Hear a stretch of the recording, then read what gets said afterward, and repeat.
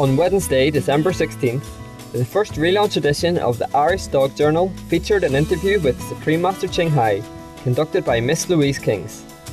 Originally established in the 1970s, the bi-monthly magazine offers canine caregivers, as well as dog lovers everywhere, information on the most up-to-date products, recipes and activities, as well as expert interviews. It also supports the work of organisations that assist homeless dogs and other dogs in need. The interview with Supreme Master Qinghai covered a broad range of topics, including the many health benefits of the vegan diet for both humans and our animal friends, the damaging effects of animal-based pet food, and the link between current pandemics and the livestock industry. We now invite you to listen to this enlightening interview with Supreme Master Qinghai, featured in a special relaunch edition of the Irish Dog Journal on December 16, 2009.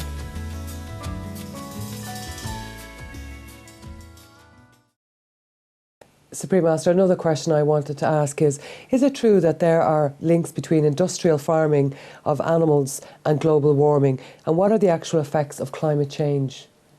Yes, absolutely, Louis. The link from the livestock industry to global warming has been clearly established. In fact, earlier this year, the Irish government even considered creating a cow tax in order to meet the European Union's new strict climate goals. Ireland's Environmental Protection Agency, EPA, has stated in a report that the agricultural sector is the largest producer of greenhouse gases in the country, with livestock production accounting for 93% of Ireland's agriculture sector. Louis, livestock production in your country, accounting for 93% of Ireland's agriculture sector. It is crucial that the animal rights sector is addressed to stop global warming. The world's scientists fear that if we pass certain tipping points, the next stages of climate change would not only be fast, but irreversible and catastrophic, Louis. So there are already signs of this dangerous time approaching through observations of lakes and elsewhere bubbling with methane gas that used to be stored safely below a frozen layer of the earth.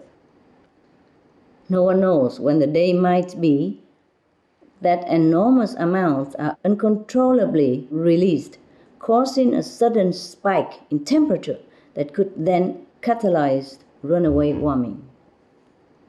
That would be catastrophic for us, Louis. Our devastating effects of climate change have already been occurring. The heat-reflecting Arctic ice is on its way to completely vanishing in a very near summer.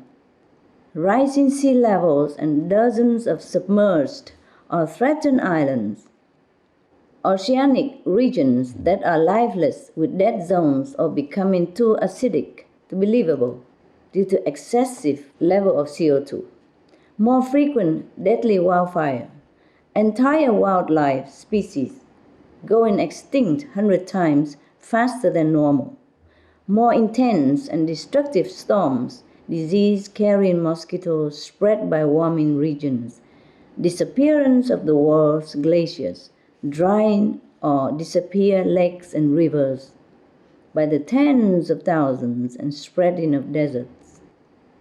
And as a consequence of these environmental impacts, 2 billion people are facing water shortage, and 20 million people are in desperate state like refugees, except with no official protection. Very sad things. All these situations are getting worse and worse and won't stop until we really change the way we live our life. So, what's to be done? The solution is quite easy. Simply stop eating meat. Simply stop eating meat. That is the best solution. This is imperative now because of the perilous state of our planet and our limited time. Stopping meat production will lower greenhouse gas emissions in the fastest possible way and halt the unspeakable environmental damages. ranging from climate change to land and water misuse, pollution, loss of wildlife, and threats to human health. Each new scientific study finds that livestock production, this killing of animals for meat, bears increasingly more responsibility for the climate change crisis of our planet. In fact, the most recent calculations have concluded that livestock emits at least 51% of the greenhouse gases responsible for global warming. And soon after this new report, researchers from NASA just announced that methane, the potent greenhouse gas whose largest human-created source is the livestock industry, traps 100 times more heat than carbon dioxide over a 20-year period. This is an astonishing increased update from the previous number of 72 times.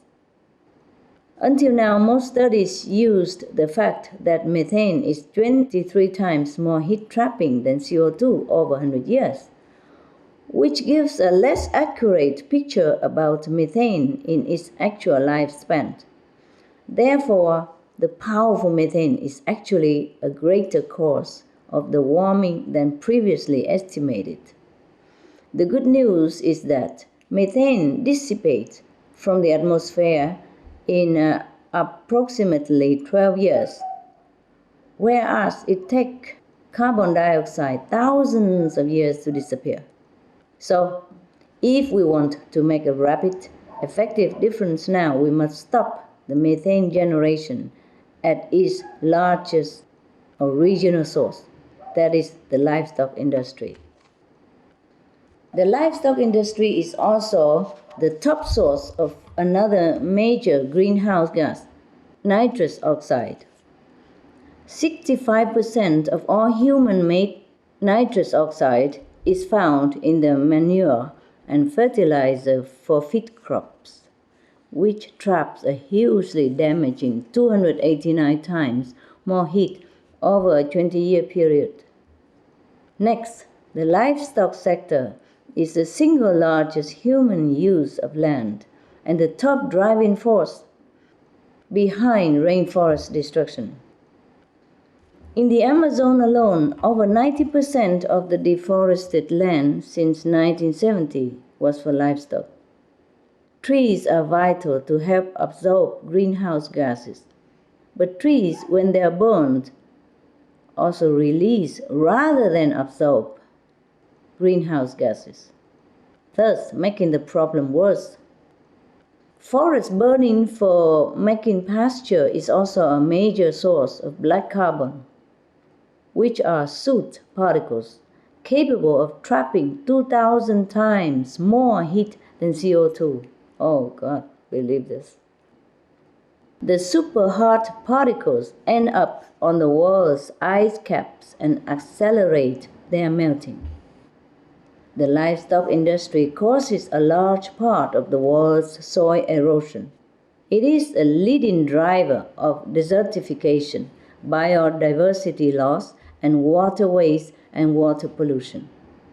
Despite water becoming scarcer each day due to global warming. Moreover, the livestock sector inefficiently drains our fossil fuel and food grain resources.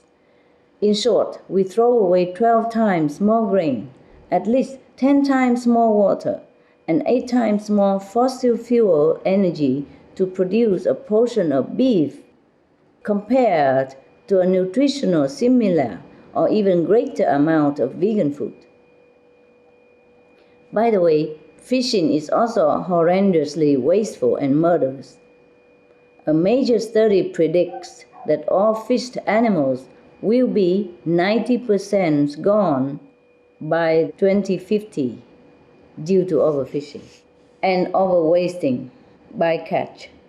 I mean those fish and other marine lives that they don't need, but while catching all the fish, they kill them as well by the billions. Moreover, it is such an alarming picture when we think about the billions of animals killed each year for so-called food. 55 billion, which is not even counting fish and other species. That is 8 times more innocent beings murder each year than there are people on the earth. How can our planet and our conscience support such unsustainable, damaging, and criminal practice? And all for a piece of dead flesh every day, which we now know isn't even healthy and in fact kills us.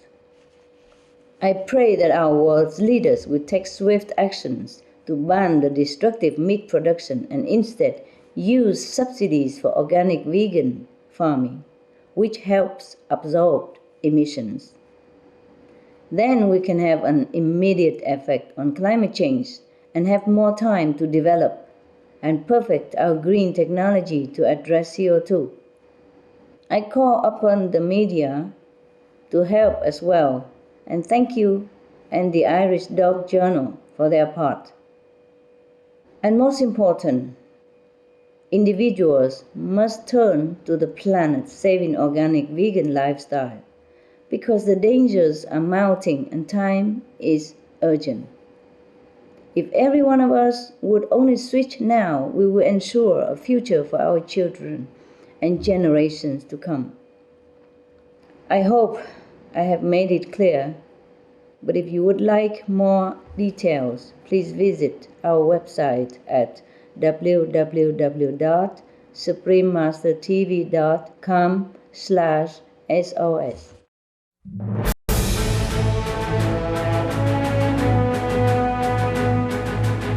European Parliament supports reducing meat to lower greenhouse gases. Call vote. Vote is now open. Reduce your meat consumption or stop eating meat totally. During discussions on greenhouse gas reduction goals, the Climate Committee of the European Parliament officially recognized livestock's contribution to global warming and recommended a reduction of subsidies to the livestock industry to curb methane. The European Parliament has adopted its own position on climate change as an institution. And as a Vice President, one of the proposals I have made is in line with your own, which is that we should eat far less meat, because that's one of the major sources of greenhouse gases. Tout le monde sait bien, si on veut rendre notre planète soutenable, il va falloir réduire notre consommation de viande, ça on le sait bien.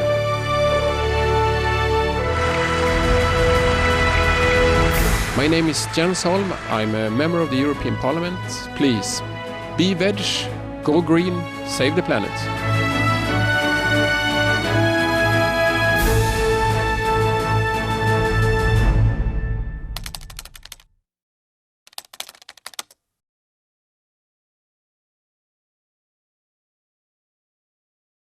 Supreme Master, here in Ireland, we know we are very concerned about our beautiful world and sincerely strive to do our bit to conserve it and indeed to preserve, the planet.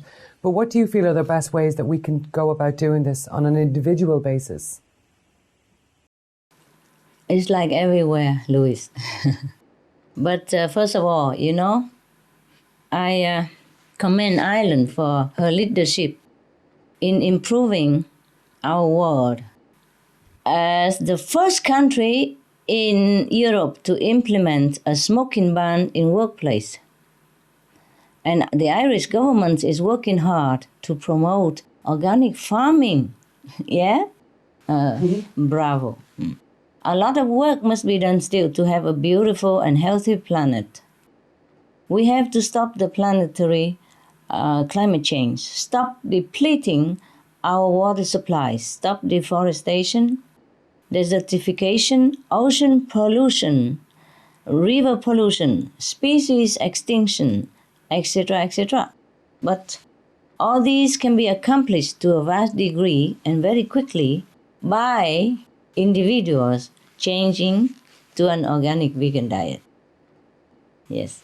And the leading voice in global warming, like the former US Vice President and Nobel Peace Prize laureate, Mr. Al Gore, and UK climate expert and economist Lord Nicholas Stern, have also made statements that being vegetarian for the environment is important. As an individual, by choosing the organic vegan diet, we will save 1.5 tons of carbon emission per year, which is more than the savings from driving a hybrid car for the whole year. We will save 5 to 10 times the amount of grains, and by not eating just 1 pound of beef, we save more water than by not showering daily for 6 months to a whole year. Imagine? Yes. So as a whole, we can shift our food system to organic. Not to organic animal system. My God, they use organic for everything. We have to switch to organic vegan diet because the organic animal system could even cause more emissions than the conventional way. For example, the Rodale Institute has found that 40% of the CO2 in the air can be absorbed if all the tillable land on the planet were organic vegan. So, in fact, one study calculated that the organic vegan diet saves 94%, Louis, of the greenhouse gas emissions per person per year. That's all we have to do, switch to organic vegan. 94% is saved per person, and the little 6% natural can eat it up in no time. Because natural are also made to protect us, nah? But we just overload nature. Moreover, if all the people in the world are veg, it would preserve the lives of over 1 billion fellow human beings suffering hunger. There would be no more climate refugees, Louis. The earth would heal itself, and there would be more than enough for all the children to grow in health and safety. I'm sure that this day will come, Louis, very soon, as humankind joins hands to make it happen, just like we do now. Please have hope, Louis, and pray. I do.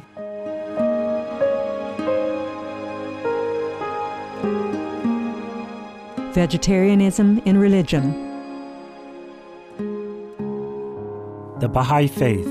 Regarding the eating of animal flesh and abstinence therefrom, know thou of a certainty that, in the beginning of creation, God determined the food of every living being, and to eat contrary to that determination is not approved. Selections from the Baha'i writings of some aspects of health and healing. Buddhism. All meats eaten by living beings are of their own relatives. Lankavatara Sutra. Also, after the birth of the baby, care must be exercised not to kill any animal in order to feed the mother with meaty delicacies, and not to assemble many relatives to drink liquor or to eat meat, because at the difficult time of birth there are innumerable evil demons, monsters, and goblins who want to consume the smelly blood. By ignorantly and adversely resorting to the killing of animals for consumption, they bring down curses upon themselves, which are detrimental to both the mother and the baby. Ksitigarbha Sutra. Be careful during the days immediately after someone's death, not killing or destroying, or creating evil karma by worshipping or offering sacrifice to demons and deities, because such killing and slaughtering committed, or such worship performed, or such sacrifice offered, would not have even an iota of force to benefit the dead, but would entwine even more sinful karma into previous karma, making it even deeper and more serious. Thus, delay his rebirth to a good state. Karma means retribution. Ksitigarbha Sutra. Gaudai. The most important thing is to stop killing, because animals also have souls and understand like humans. If we kill and eat them, then we owe them a blood debt. Teachings of the Saints. Christianity. Meats for the belly, and the belly for meats, but God shall destroy both it and them. Holy Bible. And while the flesh was yet between their teeth, ere it was chewed, the wrath of the Lord was kindled against the people, and the Lord smote the people with a very great plague. Holy Bible. Confucianism. All men have a mind which cannot bear to see the sufferings of others. The superior man, having seen the animals alive, cannot bear to see them die. Having heard their dying cries, he cannot bear to eat their flesh. Mencius. Essenes. I am come to end the sacrifices and feasts of blood. And if ye cease not offering and eating of flesh and blood, the wrath of God shall not cease from you. Gospel of the Holy 12. Hinduism. Since you cannot bring killed animals back to life, you are responsible for killing them. Therefore, you are going to hell. There is no way for your deliverance. Adalila. He who desires to augment his own flesh by eating the flesh of other creatures lives in misery in whatever species he may take his birth. Mahabharata anew. Islam. Allah will not give mercy to anyone except those who give mercy to other creatures. Hadith. Do not allow your stomachs to become graveyards of animals. Hadith. Jainism. A true monk should not accept such food and drink as has been specially prepared for him involving the slaughter of living beings. Sutrakatanga. Judaism. And whatsoever man there be of the house of Israel, or of the strangers that sojourn among you, that eateth any manner of blood, I will even set my face against that soul that eateth blood, and will cut him off from among his people. Holy Bible. Blood meaning flesh. Sikhism. Those mortals who consume marijuana, flesh, and wine, no matter what pilgrimages, fasts, and rituals they follow, they will all go to hell. Guru Granth Sahib. Taoism. Do not go into the mountain to catch birds and nets, nor to the water to poison fishes and minnows.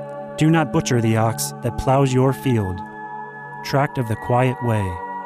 Tibetan Buddhism. The offering to the deities of meat obtained by killing animate beings is like offering a mother the flesh of her own child, and this is a grievous failure, the supreme path of discipleship.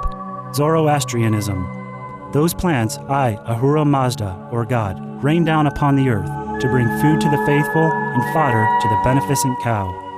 Avesta.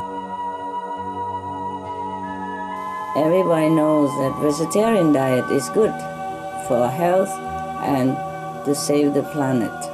They will be awakening their own great, compassionate, loving self-nature, and then their level of consciousness will rise up automatically, and they will understand more than they ever did, and they'll be closer to heaven than what they are right now.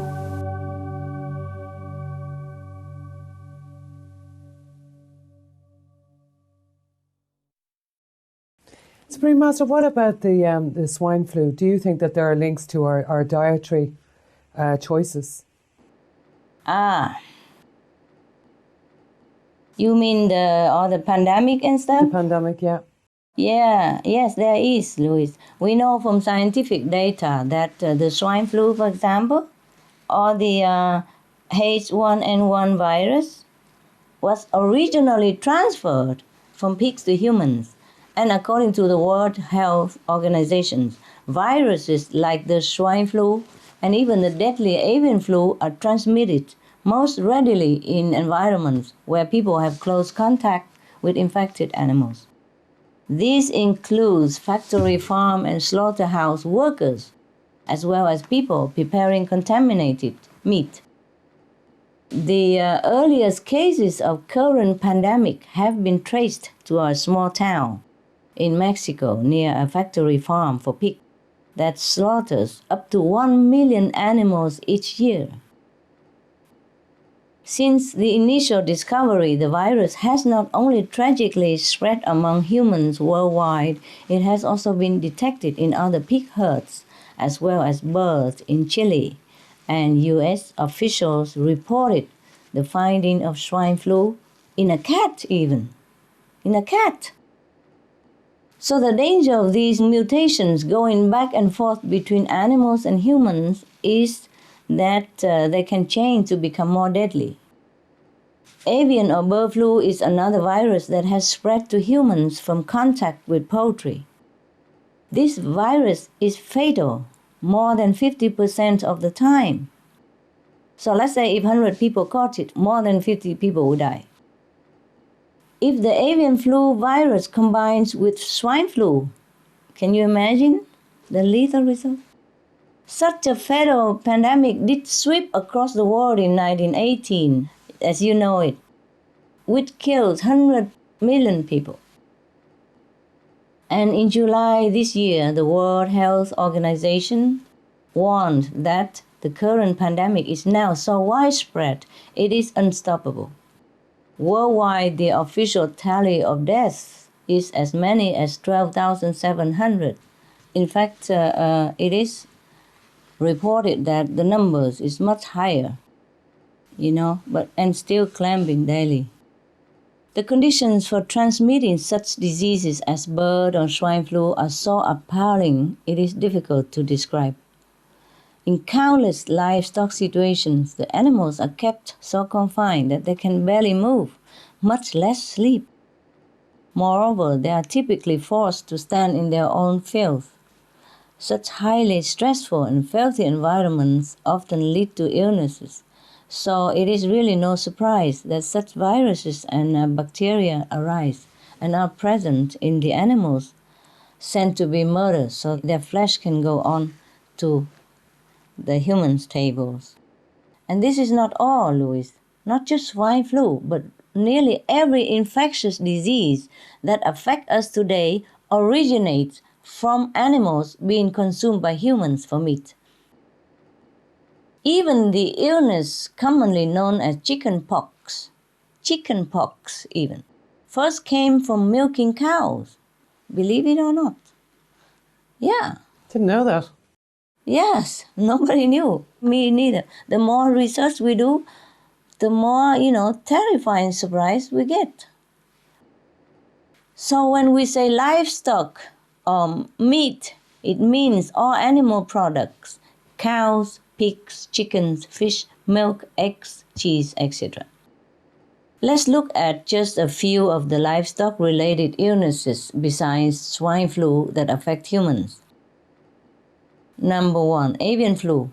Currently, Southeast Asia and some Middle Eastern countries like Egypt have had the biggest occurrences of bird flu, which almost always infects livestock workers or people who have eaten the meat of deceased birds. This virus has cost millions of birds' lives as well, which are killed in an attempt to contain outbreaks. And because of its genetic structure, avian flu can be transmitted from different animals with at least 10 mutations that have been seen so far. Most recently, this virus has been noted to pass from horses to dogs. Wow. It never ends, Louis. A widespread danger to humans thus still exists. Can you imagine if you're with dogs and the dogs get it and you get it? Number 2, human mad cow disease. Mad cow disease originally spread when the meat of diseased cows was fed to cattle because it was cheaper than feeding them soy. So the illness is transmitted to humans who consume the diseased cow's meat, with the saddest thing being that it's always fatal. Anyone who caught this mad cow disease, there will be no chance to live. Number 3, MRSA, multi-drug resistant Streptococcus aureus, or MRSA, is a dangerous bacterial infection that does not respond to antibiotic treatment. It's also called a superbug. Superbugs infect humans because of the excessive antibiotics given to livestock animals to artificially stimulate their growth. It is estimated that at least 70% of the antibiotics in the US go to livestock. Can you believe this, Louis? 70% of all the antibiotics go to the livestock. What are we eating? We're eating antibiotic. And you know how harmful it is to our health, eh? It's quite shocking, isn't it? Yes, it is. Wow, the more we do research, the more I'm also appalled, at what humans doing to themselves. Not to talk about being cruel to the animals. We are being cruel to ourselves by just eating meat. We're just eating all kind of harmful substance, poisonous stuff, and pay for it. Pay for suffering.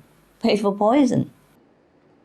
And in just one instance of this disease, 5,000 people in the US became seriously ill after eating chicken contaminated with antibiotic-resistant Campylobacter. They were sickened by the same medicine that was given to the poultry to supposedly keep them well. You see that? Ironic, huh? It is estimated that there are more deaths per year in the US from MRSA than from AIDS. Everybody cry fool about AIDS, yeah? But it's not a bigger killer than MRSA, which come from animal consumption. Number 4, foodborne bacterial infections, commonly known as food poisoning. Some of the most prevalent are E. coli, Salmonella, and Campylobacter. All of these bacteria originate from animal waste that contaminates the meat and in their most severe form can result in death. A report from Ireland's Food Safety Authority in 2002 even stated that livestock are the most important reservoir for most E. coli, or 157H7, with both dairy and beef cattle being the principal source. It went on to note that the contamination came from the transfer of fecal material into milk, Louis, milk, yes, and then onto vegetables or onto the slaughtered animals themselves. A previous report also noted that there had been a sharp increase in the disease and reminded that outbreaks in other parts of the world should be a word of warning to the Irish public as well. So we can see that your own government very intelligently and consistently has cautioned of the meat and dairy-related risk of disease. And this is the connection to the dietary choice that was originally asked in your question. Yeah. If we did not kill animals for meat, there would be no breeding ground for such fatal diseases. So we can see this as an opportunity to extend our love to our fellow humankind and all animals. Yes, why limit our care just to dogs and cats? We should call for these meat-producing operations to be shut down immediately. The chain has to break, yeah. Yeah. If we spare the animals, we can spare our animal companions and our family members as well. Yes. All it takes is a different choice of what to put on our plate. So please, everyone, again, forego the disease-ridden animal products and join instead in adopting the life-saving, healthy, compassionate, life-giving vegan diet. Everyone will be much healthier and happier for it, and the animals will rejoice with you and bless you.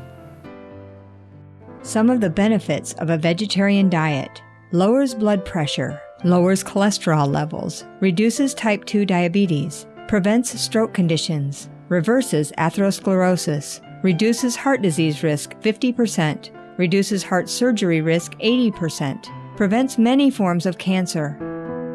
Stronger immune system, increases life expectancy up to 15 years. Higher IQ, saves 70% of a total cost of $40 trillion for reducing global warming, uses 4.5 times less land to grow food, conserves up to 70% clean water, saves 80% of the cleared Amazonian rainforest from animal grazing. A solution for world hunger. Free up 3.4 billion hectares of land. Free up 760 million tons of grain every year, or half the world's grain supply. Consumes 1/3 fossil fuels of those used for meat production. Reduces pollution from untreated animal waste. Maintains cleaner air. Saves 4.5 tons of emissions per U.S. household per year. Stop 80% of global warming.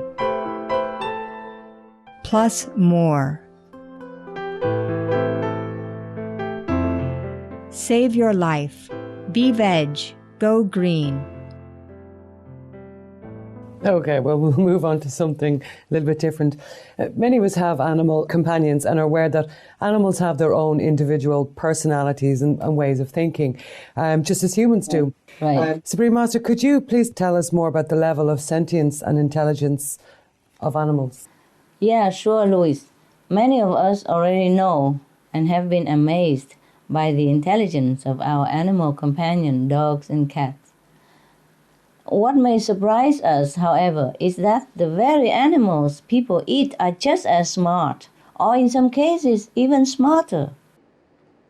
Same with their sentience or their emotions. They are in fact as emotional and feeling as humans are, sometimes even more so. They have personalities as documented in fish and chicken even. Cows are compared to dogs in intelligence. Two signs of cows' advanced mental abilities are their understanding of cause and effect relationship and their capacity to benefit from social learning. For example, if just one cow in a herd is shocked by an electric fence, the entire herd will learn and know how to avoid that fence automatically. We hear about the pigs who know their names, play video games, and adjust the air conditioner on and off to be comfortable. We heard about the chicken that solves math problems, or the sheep who can recognize photos of the faces of 50 fellow sheep. I couldn't.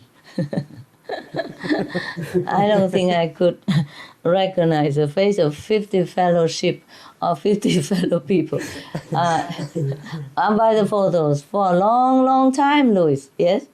And there are hundreds of studies about the intelligence of fish. They can use tools and have memory over time of at least many months. The intuitive or telepathic ability of animals is also often highly developed, more than many of us. Yeah, I think some of the animals are actually clairsentient, where they pick up on our emotions. I know since I was a kid, all different animals, not just cats or dogs. If I was upset or if I was whatever, I'd turn around and there'd be some animal there, and it's like they knew. Do you know what I mean? They were there to cheer you up or there to get you to focus on something else. Right. I totally agree. They do that. Yes, they do that, yeah. But animals are more than just wonderfully intelligent, Louis. They are selfless, loving, and devoted friends, as well as parents and spouses. So if a goose is sick, for example, or shot down from a V formation, several others will drop down and stay behind to tend to him. We have heard that elephants mourn the loss of their loved ones, but so do cows and pigs. There are countless touching stories of how these animals lay down their own lives to rescue others, even those of other species, including humans. For example, a Philippine man whose boat was overturned at sea was helped by about 30 dolphins who came to his aid, helping him through rough waters to the shore, while two 10-meter-long whales guarded him on either side. In other story, Lulu, the pot-bellied pig, saw her caregiver's mother having a heart attack and immediately ran out and lay in the middle of the busy street until finally she could get someone's attention to follow her to the house and provide help. Yeah, for her caregiver's mother. Imagine that. Who teach her that? No one can. So regarding their sentience, there are many touching and incredible stories. I'm sure you know many of them. We have heard of reports about cows who bravely escape from slaughter and run away. These incidents of individual cows make headlines in the news, and people are touched and cheer for them when they are brought to a sanctuary to live the rest of their lives. In another story, a mother sheep was about to be killed at a restaurant in China. She was with her son, a small lamb, and she was licking the tears from his face because he knows he's going to be killed. The waiter picked up the lamb and was shocked to find that he had been hiding the butcher's knife underneath himself to save his mother's life. hoping. Oh, I cry all the time, Louis, over this kind of story. I can cry forever when thinking of these beautiful animals, and I don't know how we eat them. I don't know how anybody can kill such beautiful, loving beings. When the restaurant owner heard what happened, he was so moved that he spared the life of mother and child and quit his business.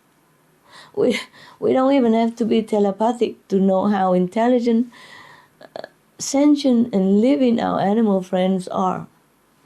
We just need to take time to find out a little more about them or interact with these beautiful souls for even a short while. And then we would be even more humble and respectful because, frankly, many of them, including the cow, sheep, pigs, dolphins, and chickens mentioned above, have even more developed, noble, and loving qualities than many of us humans. Well, that's amazing to hear, Supreme Master. In that case, are there other animals who, like our beloved dogs, make good companions for ourselves and our families?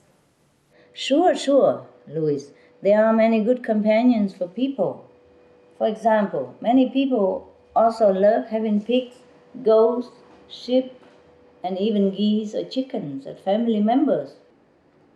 Pigs are highly intelligent, affectionate, and playful.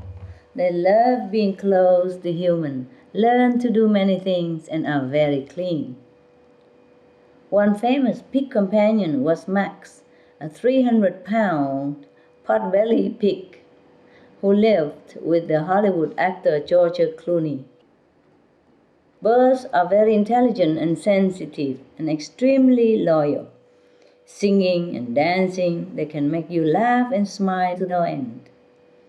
Some people adopt horses, guinea pigs, fish, and even so-called farm animals like cows, turkeys, and chickens as well. People who have companion chickens say that each one is full of unique personality. They are friendly, faithful, and with love and tenderness, can learn to do many things. Families who keep a cow or ox cherish them as family members. There is an ox in China who even saved the life of his family's young daughter. He stopped her from falling into a well by pushing himself almost into the well.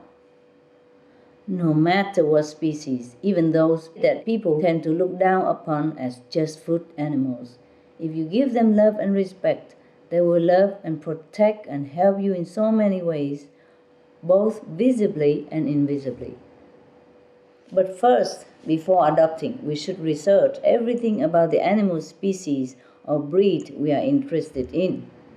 We make sure we can care for them properly, so that both the animal companion and you will be happy. Because different animals have different energy levels, maintenance levels, or special diets to be healthy. Also, some are more social than others, while others need quieter homes or more undivided attention from their caregivers. We should find the animal type that may be suitable for your lifestyle or home environment. So please do consider all these physical and emotional commitments. It is very important to be prepared to be their companions as well for their entire lifetime, because they do see you as their trusted family member. You will have from them unconditional love as well as support, comfort, inspiration, and much, much more. Have fun and happiness with your animal companions, whichever species that comes your way or whichever you choose to be your loving extended family member.